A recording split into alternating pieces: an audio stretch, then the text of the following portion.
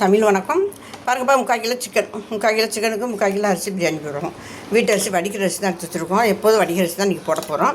3/4 kilo சிக்கனுக்கு பாருங்கள், தேவையான பொருள் பாருங்கள். தாளிக்கிறதுக்கு எல்லா பொருளும் எடுத்து வச்சுருக்கோம்.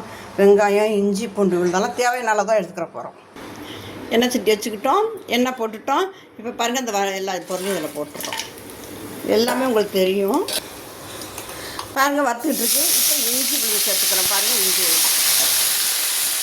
விழுது ஒரு சின்ன சட்னி கரண்டியில் 1/4 கரண்டி சேர்த்துக்கணும். இப்போ பாருங்கள், பூண்டு விழுது பாருங்கள், சட்னி கரண்டியில் 2 கரண்டி சேர்த்துக்கிறோம். பூண்டு தான் கொஞ்சம் நிறையா சேர்க்கணும்.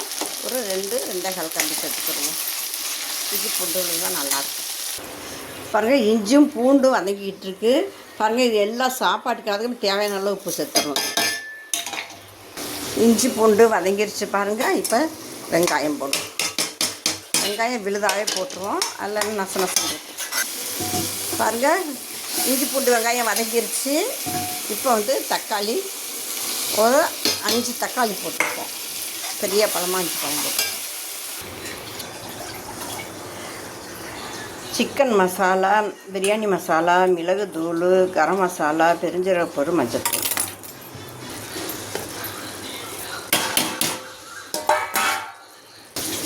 நல்லா கிண்டிடுவோம். இப்போ இந்த மசாலையை பாருங்கள், எல்லாம் நல்லா வெந்து எல்லாம் ஒன்று சேர்ந்து மசாலா ரெடி ஆயிடுச்சு. இதில் தான் சிக்கன் போட போகிறோம். இப்போ பாருங்கள், சிக்கனை போடுவோம். 3/4 கிலோ சிக்கனையும் தள்ளி போட்டுருவோம். பாருங்கள், மசாலையெல்லாம் போட்டு வேகுது. தண்ணி பாருங்கள், சிக்கனில் உள்ள தண்ணியே வெந்துக்கிட்டு இருக்குது. தண்ணி எக்ஸ்ட்ரா ஊற்றவே இல்லை. சிக்கனில் உள்ள தண்ணியே வெந்துக்கிட்டு இருக்குது. பாருங்கள், எவ்வளோ தண்ணி இருக்குங்க. கழுவி புளிஞ்சு போட்ட சிக்கனில் எவ்வளோ தண்ணி இருக்குது. பச்சை மிளகாய் போடுவோம். பச்சை மிளகாய் போட்டால் வாசமாக இருக்கும்.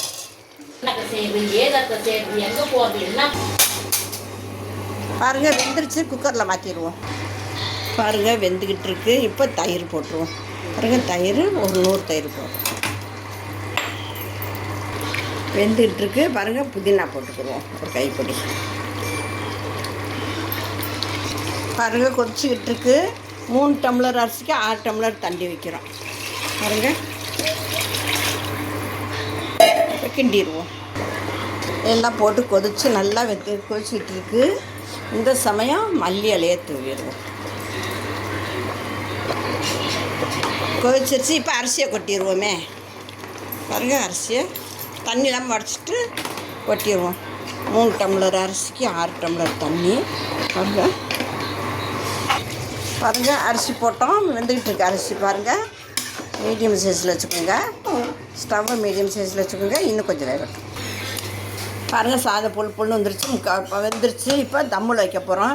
இப்போ தான் நெய் விட போகிறோம். பாருங்கள், எதுவுமே அளவில் ஒரு திட்டம் தான். யாருக்குமே ஒரு திட்டம் தான் இது.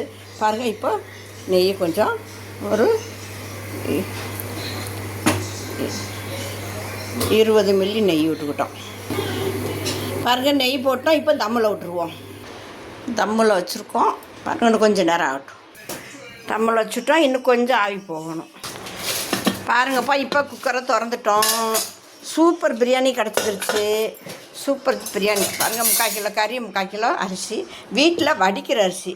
பாருங்கள், ரொம்ப எல்லாம் எண்ணெய் இல்லை, ரொம்ப நெய் போடல, ரொம்ப எண்ணெய் போடல. வீட்டில் உள்ள மசாலையை சேர்த்து தான் செஞ்சுருக்கோம்.